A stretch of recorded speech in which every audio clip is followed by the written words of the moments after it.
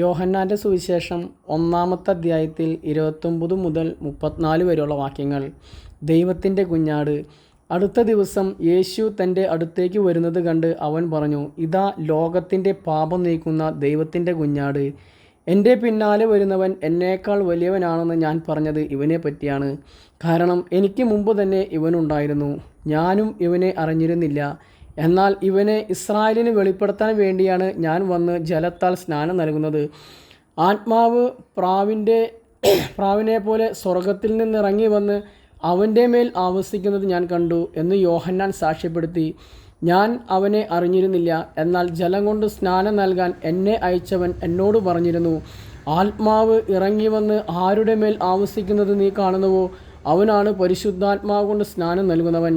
ഞാൻ ഇത് കാണുകയും ഇവൻ ദൈവപുത്രനാണ് എന്നു സാക്ഷ്യപ്പെടുത്തുകയും ചെയ്തിരിക്കുന്നു. ആമേൻ.